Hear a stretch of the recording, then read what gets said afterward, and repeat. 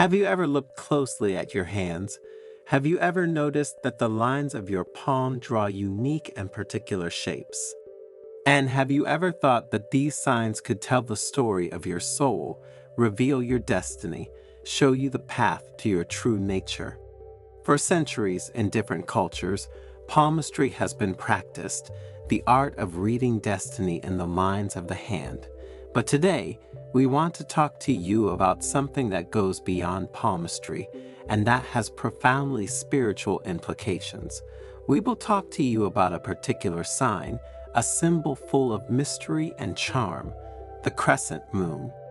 If you put your palms together and look closely at the heart line, you may notice a small crescent-shaped curve. It is not a common sign, but those who possess it are destined for an extraordinary life. In this story, we will guide you to discover the deep meaning of the crescent moon. We will reveal the 5 great changes you will experience in life if you have this sign on your hand. And if you stick around until the end, we'll reveal a secret that will leave you breathless, a secret that will forever change the way you look at this ancient symbol. But before continuing, subscribe to the channel and activate notifications. Also, look at the links in the video description. The full moon shone high in the sky, illuminating the temple garden with a silvery light. Paper lanterns, hanging from the branches of the cherry blossom trees, swayed gently in the night breeze, creating a magical and evocative atmosphere. The pilgrims, wrapped in their colorful kimonos, sat in religious silence around Master Genshin, whose face, illuminated by the moonlight, emanated an aura of peace and wisdom. "Dear disciples," the Master began with a warm and enveloping voice, "you have come here in search of answers, of guidance for your spiritual journey. Look at your hands." With a slow, solemn gesture, Genshin pressed his palms together, revealing the thin, crescent-shaped line that formed where the heart lines met. "This sign," he continued, "is a seal, a promise of an extraordinary destiny. If you have the crescent moon on your hand, 5 great changes will manifest in your life. The first change is the awakening of intuition, that is, perceiving the invisible. The world, my dears, is not only what appears to our senses. There is a deeper reality invisible to the eyes, but no less real. It is the world of subtle energies, emotions, spiritual connections. The crescent moon is like an antenna that allows you to tune into this dimension, to perceive the invisible." Genshin told the story of a young woman named Akiko, who possessed the crescent moon sign. Akiko had always had a special sensitivity, an ability to sense people's moods, to feel the energies of the environment. One day, while walking in a forest, he felt a strong sensation of sickness coming from a tree. As he approached, he discovered that the tree was diseased, infested with parasites. Thanks to her intuition, Akiko managed to save the tree, applying a natural remedy that had been suggested to her by an inner voice. "He who carries the crescent moon on his hand," the Master continued, "can develop a strong intuition, an ability to understand situations on a deeper level, to pick up on signals that others do not see. You can feel the presence of spirit guides, receive messages from the universe, have premonitions. It is important to learn to listen to this inner voice, to trust your instincts." Empathy and compassion have to do with the second change you will experience, building bridges between hearts. The crescent moon is also a symbol of connection, of union between heaven and earth, between the spiritual and the material world. Those who possess this sign have a natural predisposition to empathy, compassion, understanding of others. They are a bridge between hearts, a peacemaker, a healer of the soul. Genshin told the story of a man named Taro, who worked as a nurse in a hospital. Taro had the gift of bringing comfort to patients, not only with medical care, but also with his presence, with his listening, with his ability to understand their pain. Patients felt understood, welcomed, reassured by his presence. Taro was a true guardian angel who brought relief and hope to those who suffered. Whoever carries the crescent moon on his hand, the master explained, can use his empathy to help others, to create authentic and profound relationships, to bring harmony to families and communities. He is called to be a messenger of peace, a bearer of light in a world often dominated by suffering and conflict. As a third change, remember that the crescent moon is a symbol of fertility, growth, renewal. Whoever owns it has a strong creative energy, a fertile imagination, and ability to give shape to their dreams. It can be expressed through art, music, writing, dance, or even simply through the way you live your life. Genshin told the story of a young artist named Hana, who had loved to draw since she was a child. Hana had the gift of seeing the world through different eyes, of seeing the beauty hidden in the simplest things. His drawings were full of vibrant colors, original shapes, intense emotions. His works of art brought joy and inspiration to those who admired them. He who carries the crescent moon on his hand, said the master, is called to express his creativity, to share his talents with the world. He can create beauty, bring innovation, inspire others with his originality. His life itself can become a work of art, a unique and unrepeatable masterpiece. The value of solitude or finding yourself in silence concerns the fourth fundamental change you will experience. Those who possess the sign of the crescent moon, Genshin continued, often feel the need for moments of solitude, of silence, of introspection. He does not fear solitude, but seeks it as an opportunity to connect with his soul, to listen to his inner voice, to find his own truth. Genshin told the story of a monk named Kenji, who had spent years in solitary meditation in a hut in the mountains. Kenji had learned to love silence, to find inner peace in the contemplation of nature. His solitude was not isolation, but a journey of self-discovery, a path of spiritual growth. Solitude, the master explained, is not an escape from the world, but a way to know oneself better, to strengthen one's spirit, to find one's mission in life. Whoever carries the crescent moon on his hand can find in solitude a source of inspiration, creativity, inner peace. The fifth point I want to talk to you about reminds us that life must be lived as a work of art, living with intention and authenticity, said the master. Whoever has the crescent moon on his hand is called to live his life with intention, with awareness, with authenticity. He is not satisfied with a banal life, but tries to give a deep meaning to every experience, to every encounter, to every day. Transform your life into a work of art, a unique and unrepeatable masterpiece. Genshin told the story of a woman named Yumiko who had dedicated her life to helping children in need. Yumiko had created a school in a small village where she taught children not only school subjects, but also the values of love, compassion, and respect. Her life was an example of dedication, altruism, and service to others. He who carries the crescent moon on his hand, said the master, is called to live a life full of meaning, to leave a positive mark on the world. You can do it through big gestures or small daily actions. The important thing is to act with love, with compassion, with the awareness of being part of something bigger. Master Genshin paused, letting his words resonate in the silence of the night. The moon was now shining high in the sky, and the paper lanterns were waving like fireflies among the branches of the cherry trees. The pilgrims, enraptured by the master's words, sat in silence, their hearts filled with hope and wonder. Genshin, smiling enigmatically, stood up. "I promised you a secret," he said, "a secret that will leave you breathless." He paused, building an atmosphere of suspense. The crescent, he finally revealed, is not just a sign of fate, but a door that leads to another dimension, a parallel world where anything is possible. The pilgrims looked at each other in amazement. "A parallel world?" asked a young woman in a trembling voice. "Yes," Genshin confirmed. "Whoever possesses the crescent on their hand has the ability to travel between worlds, to access alternate realities, to experience infinity. But be careful," he added sternly, "this door can be dangerous.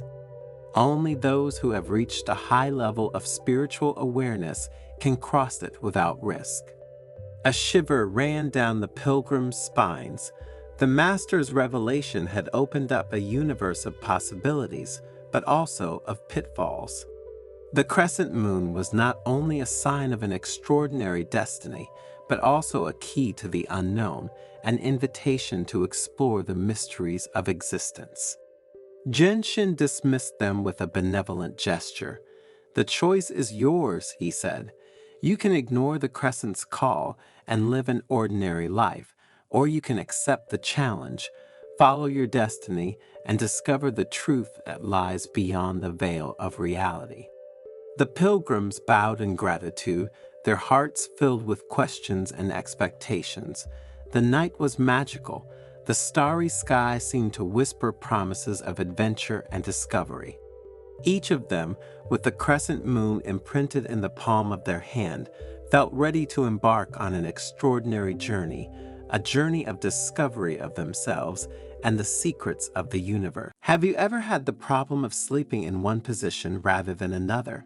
Some people sleep on their stomachs, some on their right side and some on their left side. Then there are those who love to do it curled up in a fetal position, and those on their stomach. And again, there are those who love wearing pajamas and those who don't. There are those who love having blankets on and those, however, who want to feel free.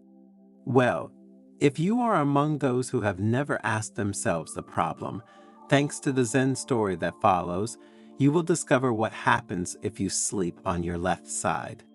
So stay until the end, because what you will hear will leave you breathless and will make you seriously reconsider the way you are used to sleeping.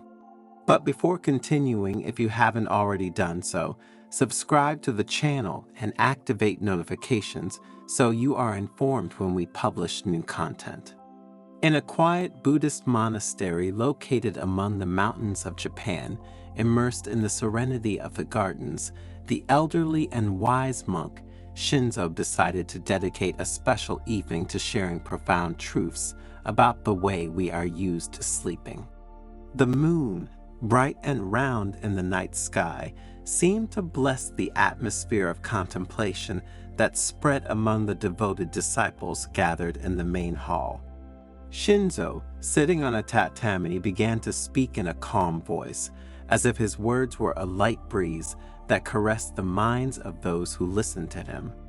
Today, dear disciples, we will see why sleeping on your left side is the best thing you can do for your physical health and emotional well-being, the monk began.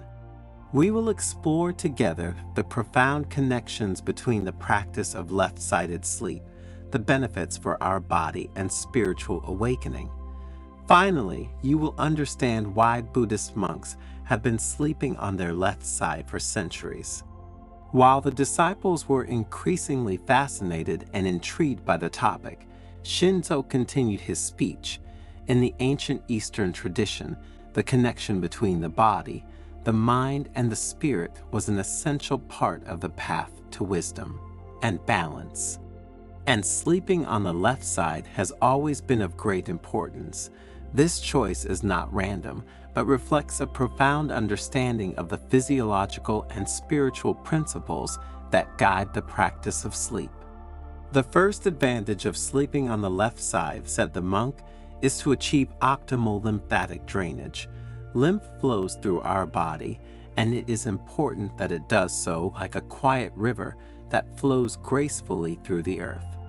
You should know that the left side of our body is the guardian of this vital flow because it carries with it a load of proteins, glucose, and other substances. Sleeping on this side is like offering a clear path to the river, allowing our body to rid itself of toxins, a bit like a river carries the dry leaves of drifting trees. With a benevolent look, Shinzo turned to his disciples, masterfully narrating the second gift. The stomach and the pancreas are a bit like the deities of our internal temple, said Shinzo. When we lie on our left side, we create a sacred space for the dance of these two organs, which cause gastric juices to move with the grace of dancers in a theatrical performance. You see, sleeping like this isn't just a physical act, it's an invitation to an internal celebration, a silent celebration of enzymes preparing our body for a new day. The monk, happy to see the disciples so interested in his words, continued talking about the third gift deriving from sleeping on the left side, purification, a true nocturnal ritual. Resting on your left side, he said, facilitates the flow of digestive waste, like a stream flowing through fertile soil. The intestine becomes the garden where nutrients are deposited, and in the morning, our body prepares for an elimination ceremony, a daily rebirth. Under the soft light that filled the room, Shinzo elaborated on another benefit of sleeping on the left side, talking about the love of the heart. Our heart is the ruler of our body, he said with a smile. By sleeping on the left side, we offer the heart a perfect backdrop for its work. The aorta, its messenger, starts in a majestic arch towards the left side, like a traveler crossing a bridge, making the journey easier and the blood flow more harmonious. The monk stood up slightly as if dancing along with his tales and continued with the fifth gift. And now, let's talk about the spleen, the devoted handmaiden. This hidden organ, guardian of our life force, finds peace when we lie on our left side. Bodily fluids become messengers of this peace, making their way to the spleen like pilgrims arriving at a secret sanctuary, nourishing and invigorating. And how have you slept until today? Write it in the comments and let's discuss the topic. In the meantime, if you're enjoying the video, leave a like and share it. You will help us produce new content every day for your spiritual growth. With a deep gaze, Shinzo introduced the sixth gift with a touch of poetry. Like nature following the course of the river, sleeping on the left side is an act of connection with gravity, the silent master who guides our journey night. The force of gravity becomes the guardian of the pathways of our lymphatic drainage, a silent companion that accompanies our body through its purification ritual. In resting on the left side, the master continued, we also find balance between body and mind. Sleeping on the left side is not just an act of comfort for the internal organs and for our body in general. Ancient Oriental wisdom teaches us that this way of resting enriches our health and our connection with the internal and external world. It is a true hint to life, which reveals itself in the dreams and quiet of the left side. Sleeping in this way then is not just a rest for the body, but an opportunity for inner awakening and spiritual awakening. While the world lies in deep sleep, we, as practitioners of left-sided conscious sleep, we immerse ourselves in the depths of being. It is a sacred moment in which the mind frees itself from the chains of everyday thought, opening subtle doors to universal awareness. Shinzo, still smiling at his disciples, explained the concept of the balance between yin and yang in sleep. The left side, in its more yin nature, envelops us like an embrace of the night. The quiet that arises from this practice is a gift, an offering to our inner essence. Through concrete examples, Shinzo told of nights in which the monks, immersed in the practice of conscious sleep on the left side, felt the energy flow like a calm river crossing their being. The vital energies, in harmony with nature, dance while the body rests, creating a harmony that resonates in the entire monastery. The benefits of this practice, therefore, go far beyond the physical aspect, involving the spiritual one. Delving deeper into the analysis of the physical benefits, Shinzo told of elderly monks who, by embracing this practice, had experienced greater flexibility and strength in their meditation practice. Sleeping on the left side thus becomes a perfect complement to the search for enlightenment, preparing the ground for the mind and body. The monk, between one story and another, underlined the importance of bringing this awareness into everyday life, making it a healthy habit to never give up.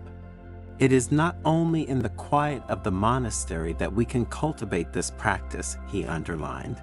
Let us bring it with us into our homes, honoring our body as a temple in which the sacredness of the night resides. Shinzo, focusing on the sounds of the cicadas and the river that could be heard around the monastery, added, nature itself teaches us the importance of aligning our sleep with the flow of the world. The left side, like a leaf cradled by the wind, connects us to this eternal dance. As his disciples listened with great interest, Shinzo shared other important benefits of sleeping on the left side.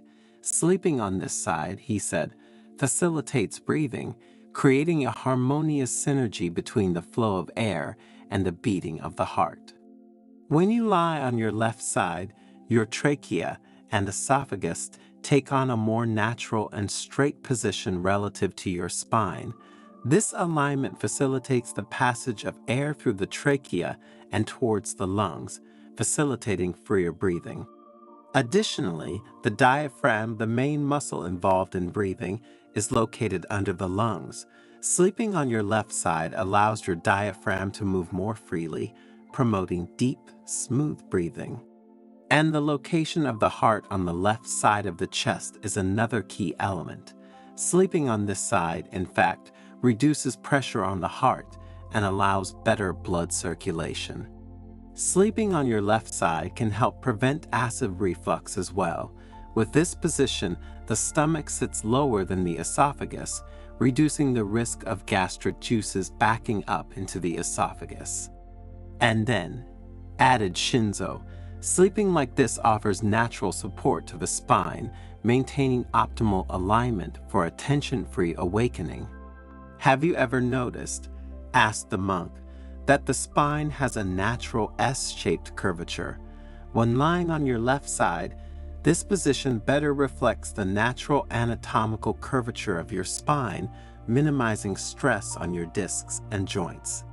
Remember, said the monk, that sleeping on your left side is not only a way to make your body rest better, but becomes a path to awareness and spiritual growth. Just as Buddhist monks, being aware of the interconnection between body and mind, have always adopted the left side as the privileged position for sleep, you too should get used to doing so. This way, both your body and your mind will feel better. Have you ever noticed the lines on the palm of your hand? They are there with you always, and they have a particular meaning. And if these lines, put together, form the letter M, the meaning is even more particular because it takes on a symbolic and spiritual implication. Maybe you've never noticed it because you don't believe in palmistry, yet having the M on the palm of your hand doesn't simply have to do with the theories of those who read palms. But what does it really mean to have the letter M on the palm of your hand? We will see it in this ZEN story, rich as always in that Buddhist wisdom, capable of giving us emotional well-being and inner peace. So make yourself comfortable and stay until the end of the video, because what you will hear will leave you speechless, especially if you are among the rare people who can say they have this letter on their hand. But before continuing, if you haven't already done so, subscribe to the channel and activate notifications. This way you will stay updated when we publish new content for your spiritual growth. In a quiet Buddhist temple hidden in a charming Japanese forest, the elderly and wise Buddhist monk Ninsi gathered his disciples in the courtyard. My children, Ninsi began in a calm, penetrating voice, have you ever felt as if the universe were whispering to you ancient secrets about your destiny? And have you ever had the impression that your destiny, or at least that we call that, holds something unique and mysterious in store for you? The disciples, captured by his eloquence, nodded, thinking of the sensations they had been pervaded by over time. Imagine entering a place and feeling your own energy being absorbed, as if the environment were making demands on your life force, he continued. Have you ever felt that shiver down your spine, that subtle sensation that leads you to change course, cancel plans, or follow others? Just like when, at the last moment, something happens that takes you elsewhere from the path you had chosen. The disciples exchanged questioning glances, but Ninsi continued without giving them time to answer or ask questions. His intent was to make them think, but also not to distract them from his words. And then there is that strange and enigmatic symbol marked in your hands, the letter M. Those of you who own it know exactly what I'm talking about.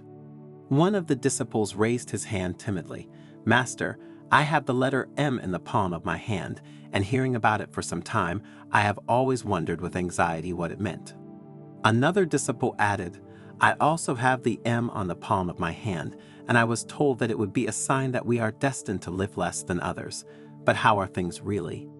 Ninsi smiled, a compassionate smile that seemed to light up the night itself.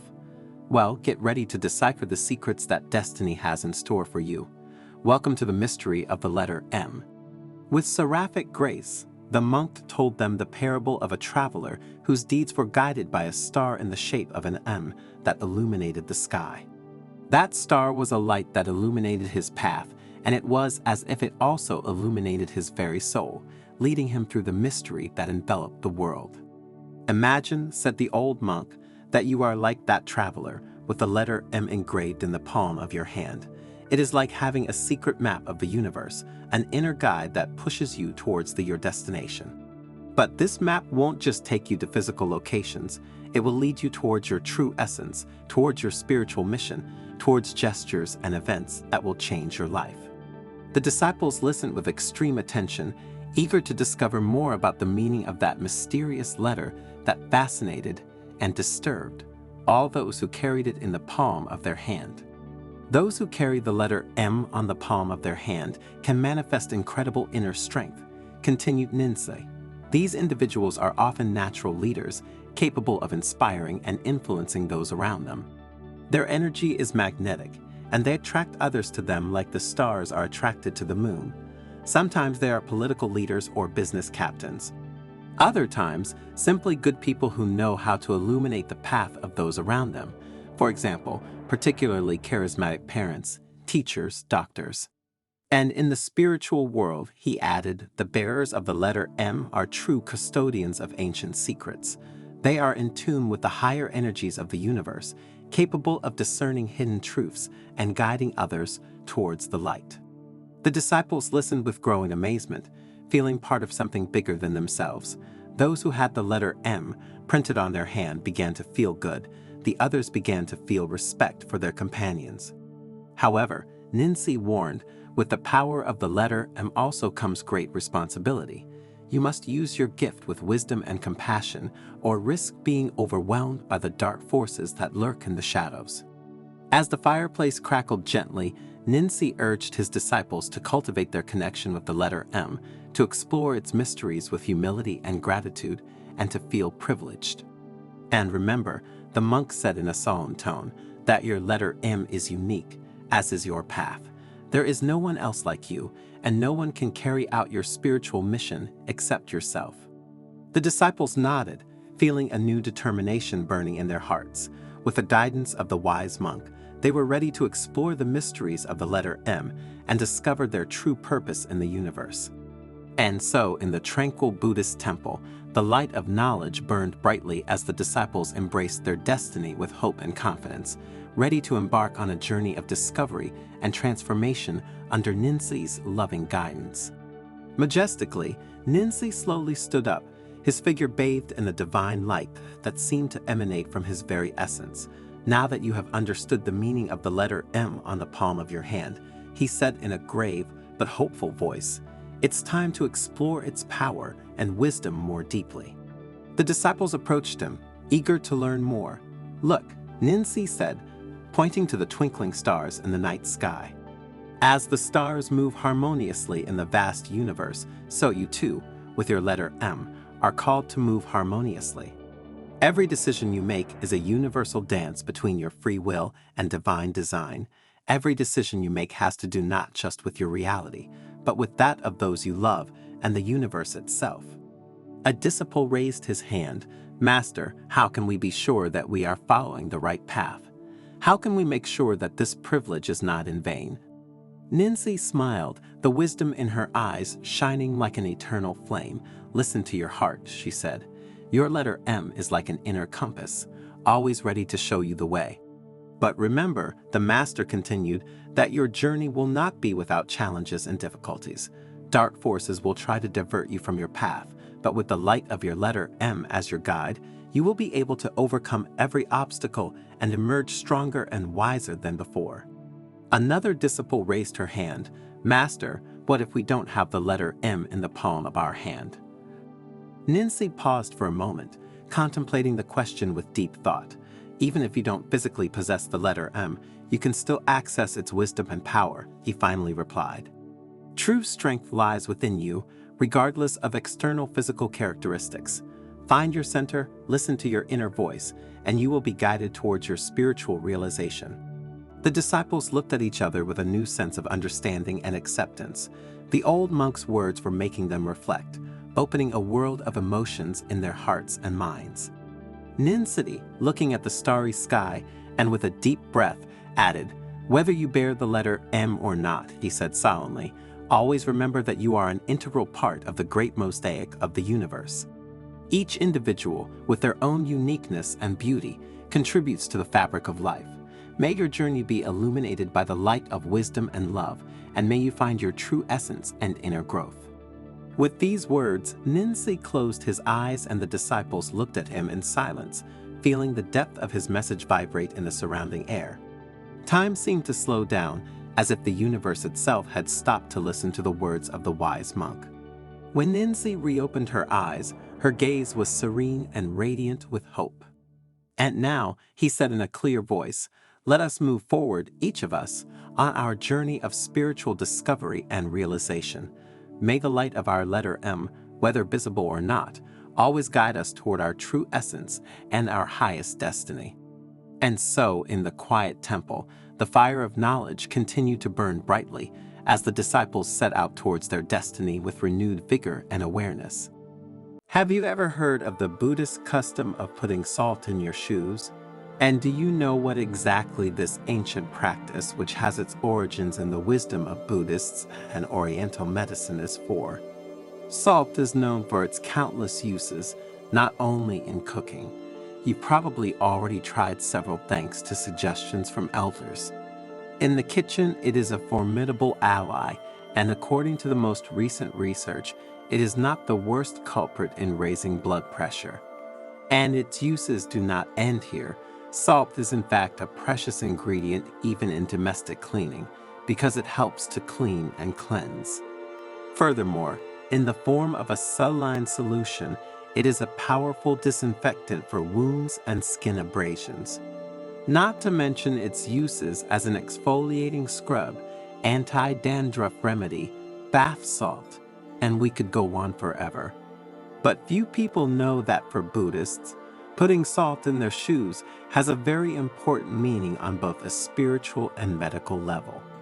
And we will see it in the Zen story that you will hear shortly, where you will discover 5 reasons why you should also try to put it in your shoes. So stay until the end, because what we will reveal to you in the last minutes of the video will strike you deeply, leaving you speechless. But before continuing, if you are not yet one of us, subscribe to the channel and activate notifications to be updated when we publish new content. In the heart of a valley surrounded by the mystical aura of the Japanese mountains stood an ancient Buddhist monastery, guardian of age-old wisdom and a place of refuge for those seeking inner peace. In this place where time seemed to have stopped, lived the elderly and venerated monk Makoto, whose wisdom and profound understanding of the ways of Buddhism and Oriental medicine shone like the light of a candle in the night. One morning, as the golden rays of the sun filtered through the branches of the trees, Makoto gathered his disciples in the monastery cloister for one of the usual lessons. And with a serene expression, He invited them to sit in a circle around him and began to speak in a warm and reassuring voice. Every step we take on the path of life is a sacred journey, the monk began, a path that leads us to knowledge of ourselves and the universe that surrounds us. And just as when, to face a long and tiring journey, it is necessary to prepare adequately, so also in our earthly existence, we must be ready to face the challenges that await us.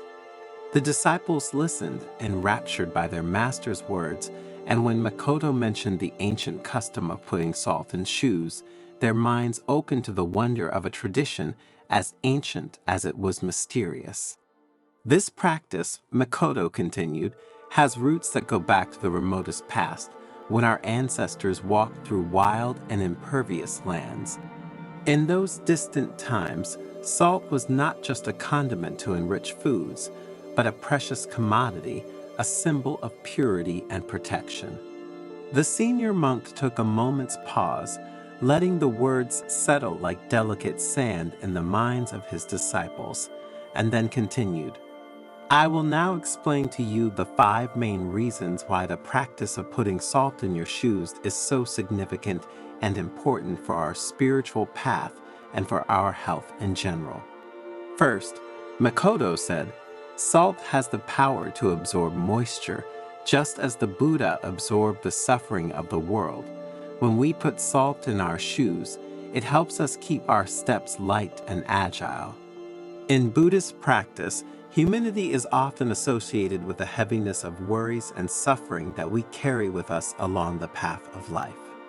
Just as the weight of water filling our shoes in the rain slows and weighs down our pace, so the worries and tensions of the mind can hinder our progress towards inner peace and enlightenment. Putting salt in your shoes symbolizes the desire to free yourself from this burden, to let go of worries, and to maintain a lightness of spirit despite the challenges encountered along the way. Salt acts as an absorbent of these worries, allowing our steps to remain light and agile as we proceed in our search for inner peace and wisdom. To enhance the meaning of this aspect, Makoto told them the story of an old fisherman who, during a storm, had saved his boat from breaking thanks to a bag of salt that he had thrown on the deck to absorb the water. The second reason to put salt in your shoes, Makoto continued, is that salt has purifying properties. By assimilating impurities, salt purifies our path, freeing it from harmful influences and spiritual obstacles.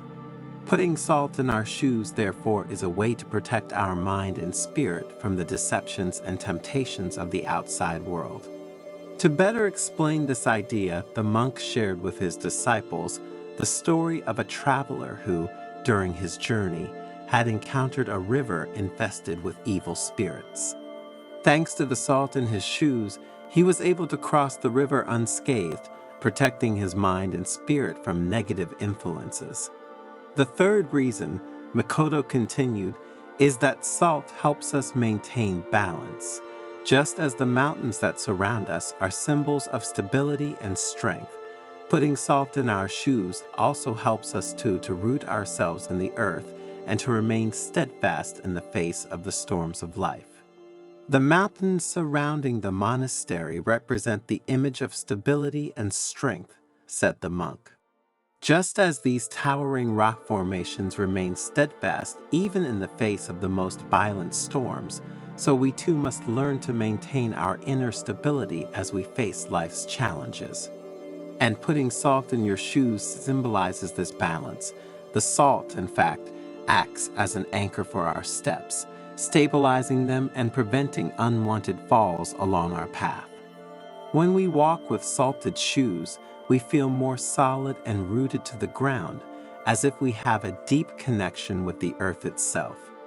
This balance not only affects the body, but also the mind and spirit. Therefore, following this practice is an invitation to find the right balance between the different dimensions of our existence. Between work and rest, between action and contemplation, between joy and sadness, between good and evil. When we manage to maintain this balance, we can face life's challenges with serenity and determination without being shocked by the ups and downs we encounter along the spiritual path. To make the concept clearer, Makoto told them the story of a young monk who, during a meditation on the banks of a stormy mountain stream, had found perfect balance thanks to the salt he brought with him. As the disciples became more and more involved with the stories of their spiritual guide, Makoto continued with the fourth reason. Salt also has healing properties, he said. In Oriental medicine, in fact, salt is considered a natural remedy to relieve pain and tension. Putting salt in your shoes can soothe not only the physical discomforts, but also the mental ones that we encounter along our spiritual path. To demonstrate this idea, the monk shared with his disciples the story of a farmer who, suffering from an open wound on his foot, had found relief by immersing his foot in a saline solution. Continuing with the fifth reason, Makoto talked about how putting salt in your shoes was a gesture of gratitude. Salt is a precious gift from the earth, and using it mindfully reminds us to be grateful for all that life offers us, both the joys and the challenges, said the master. The disciples listened to Makoto's words with deep reverence, grasping the wisdom behind that seemingly simple gesture, but the monk wasn't finished yet. Looking his disciples straight in the eyes, he added, "My dears, there is a reason linked to this practice that I wanted to leave until last due to its importance. Putting salt in your shoes is a rite of passage that connects us to past generations and all the people who have walked this earth before us. Every grain of salt represents their stories, their challenges, and their victories. When we put it in our shoes, we join an eternal bond of wisdom and resilience that crosses time and space, transmitting their spirit and strength in our footsteps." Faced with this revelation, the disciples were speechless, contemplating the depth of this apparently simple gesture. They understood that, for Makoto, salt in shoes was not just an ancient practice or a symbol of protection and purification, but a connection to humanity itself and all the lives that have passed before them. Have you ever heard of the meaning of the number 888 and its spiritual importance? For many, it is an angelic number, a portal to luck and prosperity. The certain thing is that for all religions, this number has links with spirituality and with the divine that is in each of us. And it is said that if you write the number 888 on a sheet of paper and put it under your pillow, you can transform your life. By doing so, in fact, you will be able to attract prosperity, serenity, and inner peace. But how are things really? Make yourself comfortable and stay until the end of the video, because at the end of this Zen story you will find an answer to this fascinating mystery. And also, you will learn about the power of the number 888 and how to use it to attract what you want into your life. But before continuing, if you haven't already done so, subscribe to the channel and turn on notifications. This way, you will be notified when we publish new content for your spiritual growth. The sun sank lazily on the horizon, painting the sky with fiery shades that danced on the rocks like tongues of fire.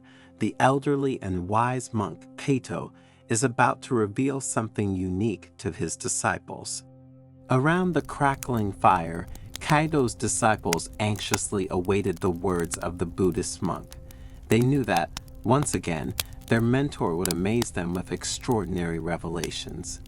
Kaido, with his calm and persuasive voice, began to narrate an ancient story, one of those capable of opening the mind and leaving a profound mark in the hearts of each of them.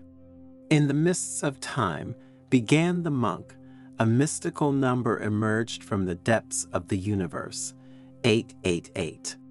Since then, its energy permeates creation, bringing abundance, prosperity, and balance.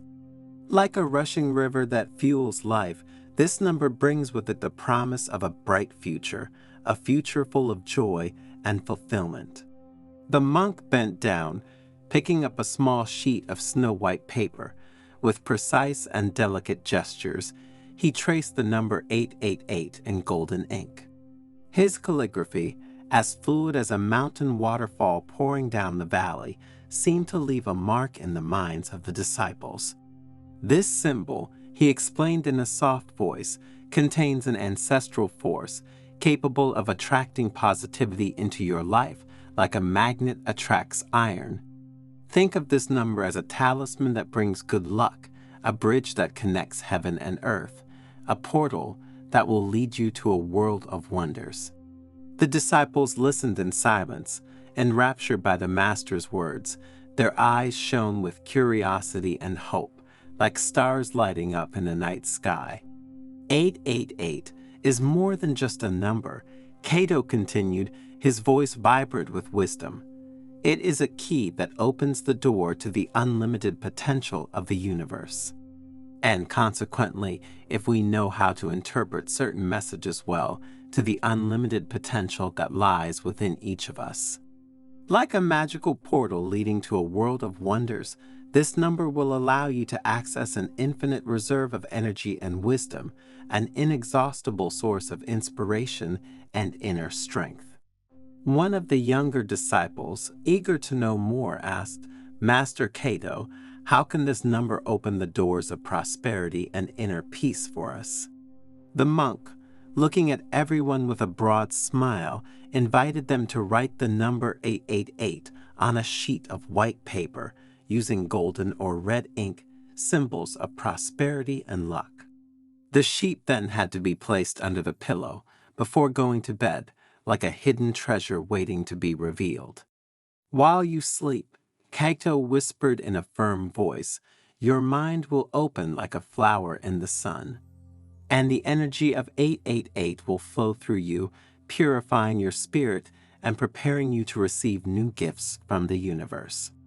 It will be like a rain of blessings falling on the thirsty earth. Dreams will transform into prophecies, intuitions into flashes of genius, and synchronicities into invisible guides that will lead you to your highest destiny." The disciples nodded, and with their hearts full of hope and the paper with the number 888 clutched in their hands, they headed towards their rooms.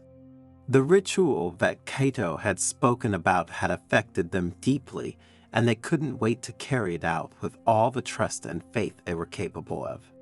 In the quiet of the night, the disciples retreated to their rooms, lulled by the singing of the nocturnal birds and the rustling of the leaves. The paper with the number 888 rested under their pillows like a precious talisman that emanated a subtle and vibrant energy, and that night a very strange thing happened. Everyone dreamed of something, and the dreams became vivid and colorful, full of symbols and mysterious messages to interpret and use as maps for one's happiness. Upon awakening, the disciples felt transformed, as if a cool breeze had swept away the clouds of their minds. A sense of renewed energy and profound inner peace pervaded their being, like a wave of positivity that enveloped and intoxicated them. Over the next few days, surprising events began to manifest in their lives. New opportunities knocked on their doors, like flowers blooming at dawn. Unexpected encounters illuminated their path, like lighthouses in the night indicating the route. Fortunate coincidences led them towards the realization of their dearest dreams, like shooting stars that grant wishes. The disciples, amazed and happy at these events and this transformation, went to Cato to thank him and to ask to know more about the number 888. The wise monk, with a benevolent smile, invited them to sit around the fire, which crackled brightly like a beating heart that united them under the same roof. 888 is an angelic number, Cato explained, his voice vibrant with wisdom. It is a message sent by our spiritual guardians, a precious gift that infuses our lives with hope, love, and protection. Like a lighthouse in the night, This number guides us towards our highest destiny, illuminating the path ahead with its golden light. In Buddhism, the number 8 represents the Eightfold Path, or the path that leads to enlightenment. And the 888 is seen as a symbol of spiritual perfection and awakening, a symbol to be respected, and thanks to which one can find one's path in life. Master Cato asked the disciple, "Is it true that this number is also important for other religions?" The monk, smiling, replied that in the Christian tradition, the number 888 is associated with Jesus Christ, because in Greek, the name of Jesus has this same numerical value. And for this reason, it is seen as a symbol of redemption, salvation, and eternal life. Cato told stories of angels and spiritual guides who, through this issue, had offered their help to people in difficulty. He talked about how this number was often present in prophetic dreams, sudden intuitions, and surprising synchronicities, like an invisible thread that weaves the fabric of our destiny. The 888 is a symbol of balance and harmony, continued Cato. Like a bridge that connects heaven and earth, this number helps us find the right balance between our spiritual aspirations and our material needs. It is an invitation to live a life full of meaning, in which external prosperity is accompanied by internal growth, giving us emotional balance and mental well-being. While the disciples listened with great interest, and their hearts were grateful to their mentor for the wisdom he imparted to them, the monk taught them how to meditate on the number 888. Thinking about this number, my dears, visualize how a golden light flows through your body and purifies your soul. And pay attention to the signs and synchronicities that manifest themselves in your life, recognizing them as messages from the universe that guide you towards your destiny. The disciples, with hearts full of gratitude, from that day continued to constantly practice the ritual of the number 888 and meditate on it. Their life turned into a journey of discovery and joy, where every day was a new chapter in a wonderful story. The numbers danced before their eyes, like notes of celestial music that invited them to follow the rhythm of the universe. And their lives, despite the challenges and tests to which they were subjected, continued in the name of trust, faith, and perseverance. Challenges are like stones that help us build the path of our life, Cato had told him during his lessons. Do not be afraid of falling, because it is only by falling that you learn to get up. The 888 is with you. You just need to open your heart to feel its energy. The most difficult test was for Akiko, a young disciple with a pure heart and a kind soul. A sudden fire destroyed her house, leaving her with nothing. Akiko was disheartened and cried desperately, believing that the universe had abandoned her to her fate. Cato took her hand and led her to the top of a hill overlooking the valley. The sun was rising, painting the sky in shades of pink and orange. Look, he said, pointing to the breathtaking view. The universe has not abandoned you. It has given you this test to make you emerge like a phoenix from the ashes. Remember that the 888 is with you. Have faith, and your inner strength will guide you despite adversity. Akiko watched the sun rise and felt a new strength rising within her. The monk's words gave her the hope and determination to rebuild her life. With the help of his fellow disciples and the community, he built a new house, more beautiful and more resistant than the previous one. After overcoming various tests and challenges, the disciples felt transformed. They had acquired a new awareness of themselves and their place in the world. One day, Cato gathered them together again and asked them, "What have you learned from all this?" The disciples, moved and aware, recounted their experiences. They had learned that true wealth is not in material things, but in inner strength, love, and compassion. And that the number 888 is not a magical lucky charm, but a symbol of their unlimited potential. and again that the key to a happy and fulfilling life is to trust your intuition and live in harmony with yourself and the universe. Master Kaito looked at them with pride and greeted them with these words: "Now you are ready to spread your light in the world. Use your wisdom to help others and to create a better world." Have you ever thought that itching could have a spiritual meaning?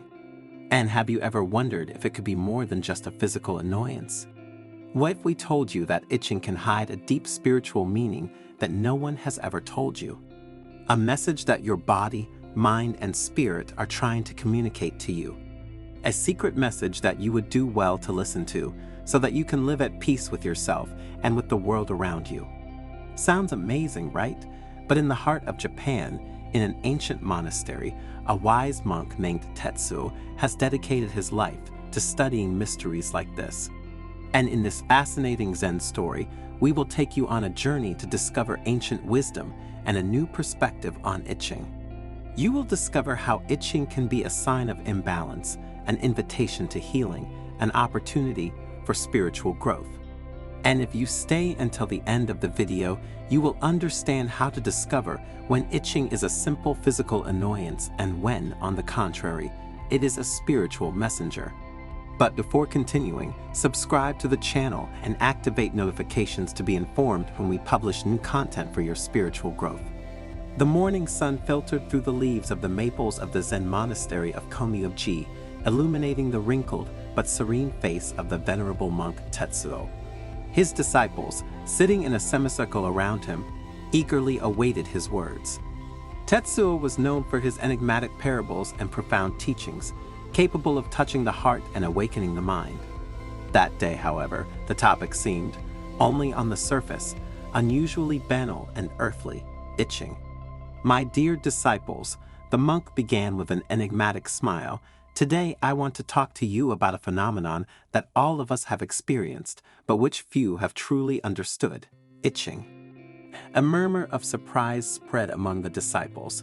The itching. What could it have to do with spirituality?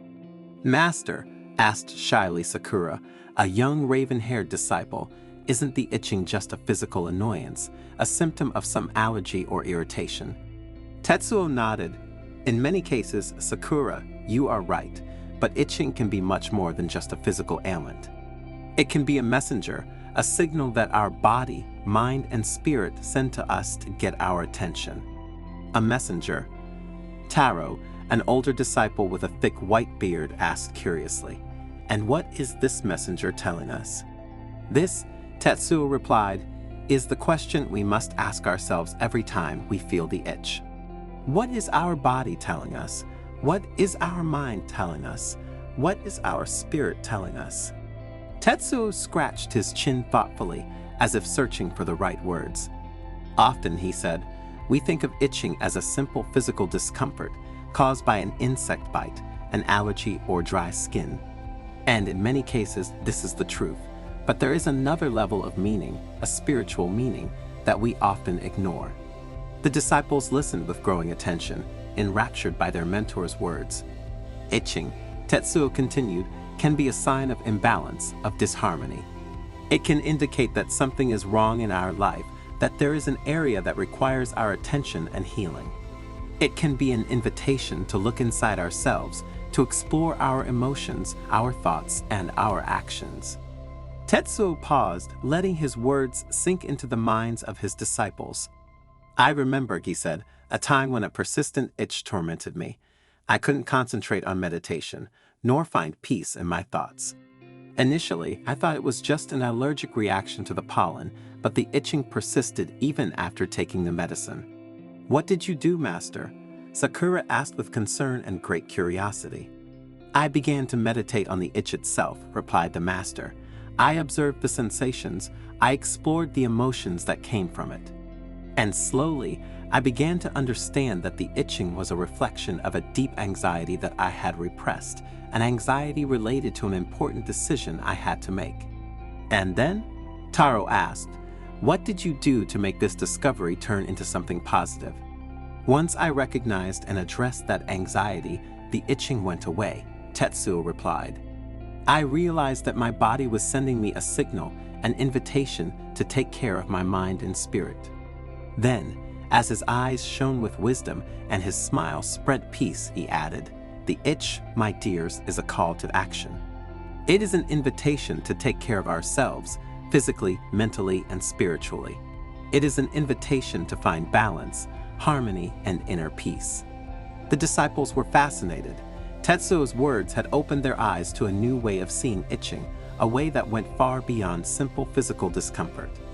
Thanks to the master's explanations, they realized that throughout their lives, they had often felt itching without a specific physical reason. But Master, Sakura asked, how can we distinguish between a physical itch and a spiritual one? It's not always easy, Sakura, the monk replied, but there are some clues we can look for. A spiritual itch tends to be persistent, unresponsive to physical treatments, and accompanied by other sensations or emotions, such as anxiety, frustration, or restlessness. Tetsuo continued, furthermore, a spiritual itch can manifest itself in specific areas of the body, each of which has a symbolic meaning. For example, an itchy hand can indicate a desire to take action, to change something in our life. An itchy foot can suggest a need for grounding, for stability, to find a place in the world where we can feel like ourselves. An itchy head can be a sign of mental confusion or thought overload. The disciples listened intently, taking mental notes. The lesson on itching became more and more interesting. Tetsuo, looking his disciples in the eyes, continued his lesson by telling about a new disciple who had once arrived at the monastery. He was a young man tormented by constant itching in his hands. He had consulted numerous doctors, but none had been able to find a cause or cure. Desperate, Hiroshi had decided to seek help in the monastery, hoping to find relief in Tetsuo's wisdom. The monk welcomed Hiroshi warmly and invited him to share his story. And the young man told of his hectic life, his stressful job, and his constant dissatisfaction. He had always looked for happiness externally, accumulating material goods and chasing ephemeral successes, but nothing seemed to quench his internal itch. Tetsuo listened carefully, nodding every now and then. When Hiroshi finished speaking, the monk said to him, "Hiroshi, your itchy hands are not just a physical ailment. It is a sign that your soul is restless, that there is an unexpressed desire burning inside you. Your hands, tools of action and creation, are asking you to express your true nature, to follow your passion." Hiroshi was confused, but Master, he said, "I don't know what my true passion is. I have always done what others expected of me, what society considered right and appropriate." Tetsuo nodded and replied, "Your true passion, Hiroshi, is like a seed buried deep in the earth. It needs to be nurtured, cared for, and brought to light. Start exploring your interests, experimenting with new activities, following your curiosity. And above all, don't be afraid to make mistakes, to try and try again. Only in this way will you be able to discover what truly makes your soul vibrate." Hiroshi, inspired by Tetsuo's words, began to dedicate time every day to self-discovery. He experimented with painting, writing, music, dancing, cooking, gardening. Every activity opened new doors for him, showed him aspects of himself that he didn't know, and slowly the itchy hands began to subside. One day, while he was working in the monastery garden, he felt a deep and unexpected joy. His hands, immersed in the earth, seemed to dance among the plants, creating harmony and beauty. In that moment, Hiroshi understood that his true passion was nature, taking care of the earth and its creatures. And from that day on, he enthusiastically dedicated himself to gardening, transforming the monastery garden into an oasis of peace and abundance. The itchy hands had completely disappeared, replaced by a feeling of contentment and serenity. He had found his true calling, his purpose in life. The disciples reflected on the story they had just heard, understanding the profound message it contained. The itch, like life itself, was a journey, an opportunity for growth and transformation. From that day, Tetsuo's disciples began to see the itch with different eyes. It was no longer just an annoyance, but an opportunity, an invitation to explore one's inner world and find peace, balance, and healing. And so, itching, from a simple physical symptom, transformed into a powerful tool for spiritual growth, a path towards self-realization. In the following days, the disciples began to share their experiences with the itch. Sakura told how an itchy throat had pushed her to express an opinion she had long kept repressed, freeing her from an internal burden. Taro spoke of an itchy leg that had led him to embark on a pilgrimage, discovering new perspectives and renewed motivation in his spiritual practice. Every itch, every signal from the body, became an opportunity to deepen self-knowledge, to face one's fears and insecurities, to free oneself from old patterns and embrace change. And the Komyoji Monastery became a place of healing and transformation, where itching, from an annoying symptom, was transformed into a precious ally on the spiritual path.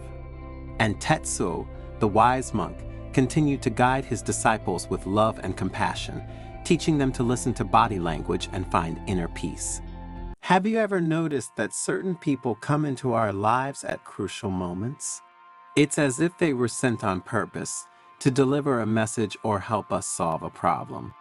And have you ever had the sensation, when meeting someone, of living in a déjà vu, as if you had already met them in an unspecified past?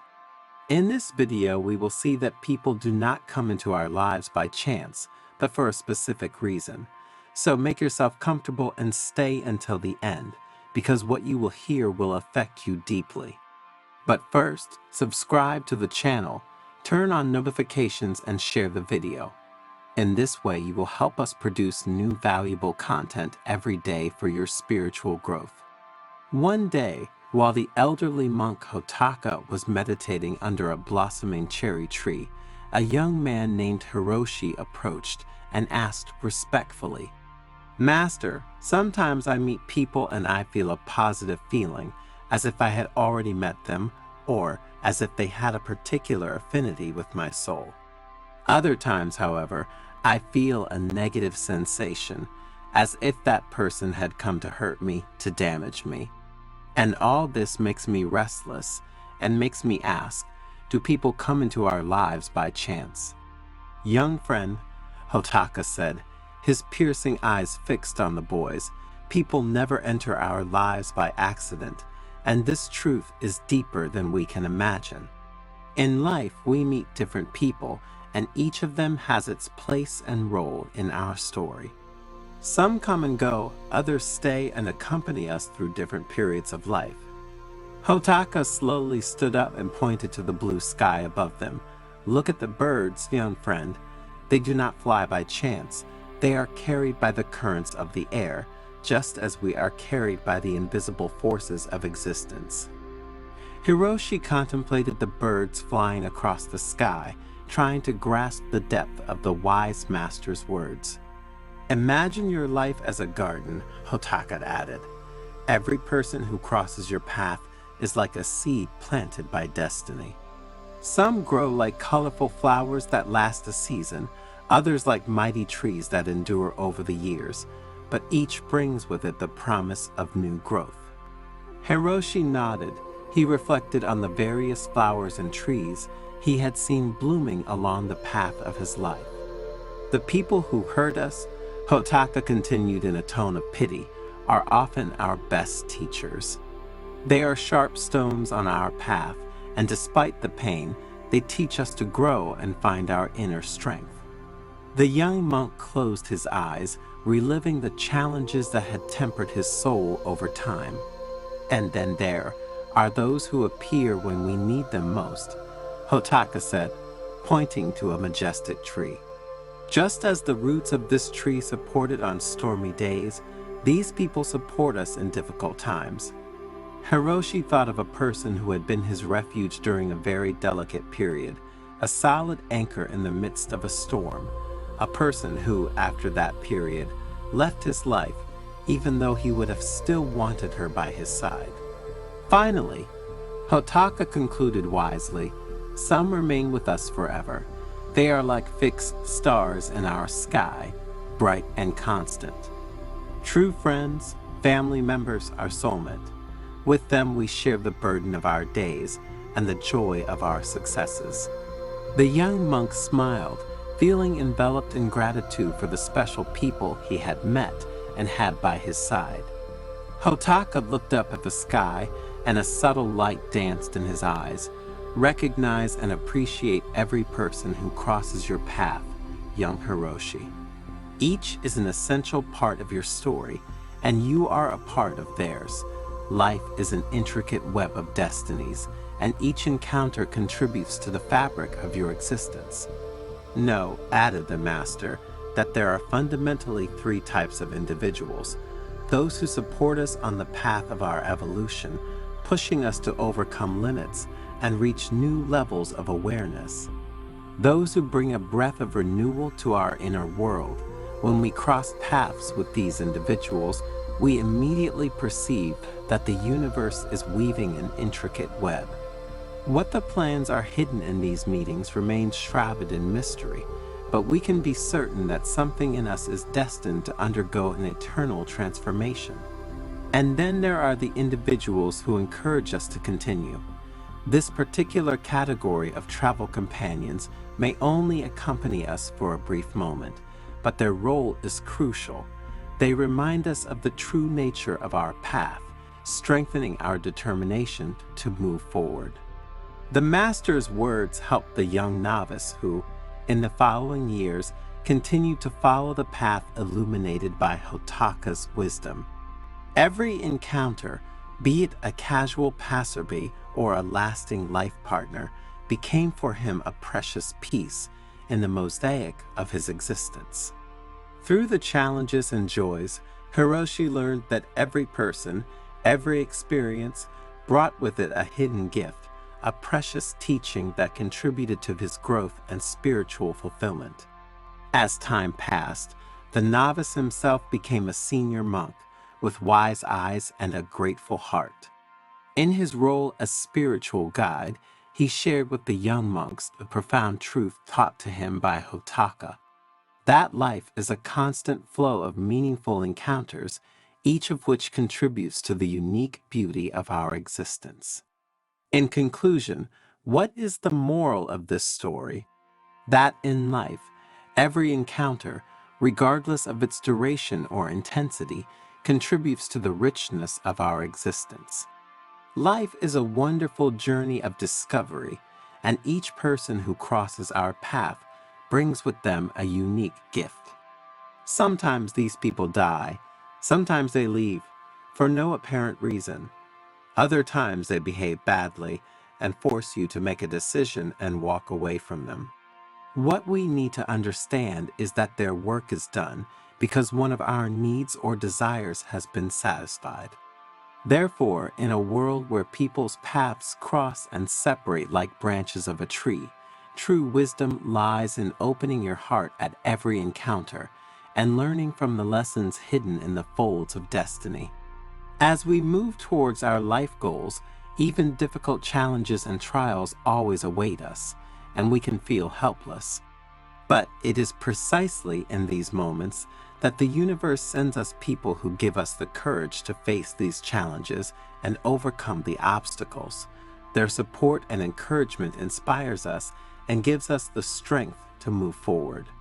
In the dance of life, Hotaka told the young novice, every encounter is a musical note. Listen carefully to the melody that is revealed through the people who crossed your path. Find beauty in the harmony of human connections. Remember, whether it is a love or a special friendship or, even, an acquaintance who touches our path, an encounter can change us forever.